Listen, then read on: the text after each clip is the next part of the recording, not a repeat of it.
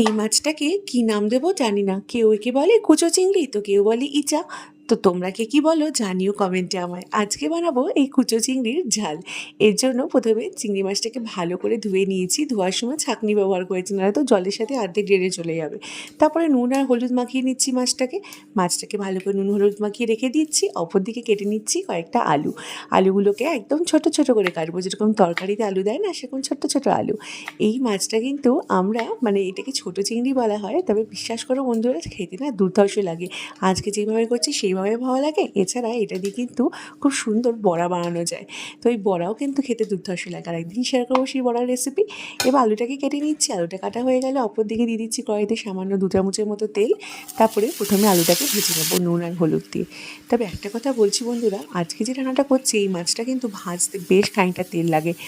তোমরা যতখানি তেল দেবে, সে 1 চামচ হোক কি 1 গামলা, পুরো তেলটাই মাছ টেনে নেবে। মাছটা কিন্তু ভীষণ তেল টানে, তাই জন্য চেষ্টা করো 1 থেকে 2 চামচের মতো তেল দেওয়ার। আমি একটু ভুল করে বেশি আজকে তেল ঢেলে ফেলেছি, তেলটা দেওয়ার সময় বেশি পড়ে গেছে। নাহলে মাছ ভাজতে কিন্তু এতখানি তেল না দেওয়াটাই ভালো। এই মাছটা যেহেতু পুরো তেল টেনে নেবে, তার জন্য পারলে তেলটা একটু কমই দিও, প্রায় 1 থেকে 1.5 চামচের মতোই তেলটা দিও। দেখো মাছটাকে ভাজা শুরু করেছি। মাছটা যখন ভাজা শেষ হবে তখন মাছটা একদম ঝুরঝুরে হয়ে যাবে। মাছটা হাতে সময় নিয়ে 2 থেকে 3 মিনিটের মতো হাতে সময় নিয়ে ভেজো। মাছটা যখন একদম ঝুরঝুরে হয়ে যাবে তখন বুঝতে পারবে মাছটা ভাজা হয়ে গেছে। আর দেখবে মাছটা সমস্ত তেল টেনে নিয়েছে, দেখো সব তেল টেনে নিয়েছে। তো এই জন্য আমাকে আবার তেল দিয়ে রান্নাটা করতে হবে। তো তার জন্য বললাম তেলটা একটু অল্প দিও যখন মাছটা ভাজবে। আর আলুটা কিন্তু অবশ্যই দিও, কারণ আলুটা দেওয়াতে মাছের আজকে যে রেসিপিটা শেয়ার করছি দুর্ধর্ষ লাগে খেতে গরম ভাতে। এবার আরও 1 চামচের মতো তেল দিয়ে দিচ্ছি। তেলটাকে গরম করে দিচ্ছি 1/2 টিস্পুনের মতো কালো জিরে ফোড়ন আর 2টো শুকনো লঙ্কা দিয়ে এবার এটাকে ভালো করে নেড়ে চেড়ে নেবো। তারপরে দিয়ে দেবো একটা ছোট্ট টমেটো কুচি আর 4-5টা কাঁচা লঙ্কা চেরা এর মধ্যে দিয়ে।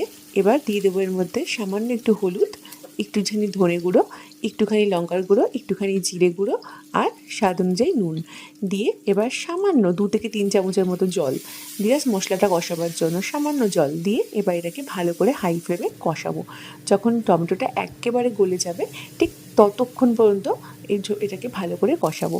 চাইলে সামান্য জল দিয়েও একটু একটু করে কষাতে পারো। টমেটো যখন গলে যাবে তখন এই ভেজে রাখা কুচো মাছগুলোকে দিয়ে দেবো আর দেবো ভেজে রাখা আলুটাকে। তবে বন্ধুরা, আলুটা কিন্তু ছাড়া এই রান্নাটা করলে কিন্তু এতটাও স্বাদ লাগবে না, যতখানি আলুটা দিয়ে করলে স্বাদ লাগবে। এবার আলুটাকে দেওয়ার পরে এর মধ্যে দেবো সামান্য স্বাদের ব্যালেন্সের জন্য 1/2 টিস্পুনের মতো চিনি, 1/2 টিস্পুনের মতো গরম মশলার গুঁড়ো আর 1 চামচের মতো ঘি। এই চিনি, ঘি, গরম মশলা সব কিছু একসাথে দেবো। দিয়ে এইবার আর কিচ্ছু না, এর মধ্যে একদমই জল মেশাবে না। এবার একদম লো ফ্লেমে এটাকে টানা 3 থেকে 4 মিনিট এইভাবে আস্তে আস্তে ভাবে নাড়তে থাকবে।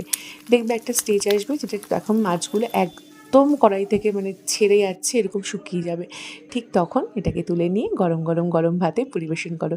ডাল দিয়ে এটা সাইড ডিশ হিসাবে মুখে দিয়েও খেতে পারো, অথবা নর্মাল ভাতের সাথে মেখেও খেতে পারো। ঠিক লোটে মাছের যেরকম ঝুরে খাও না, ঠিক সেইভাবে মেখে খেতে পারো।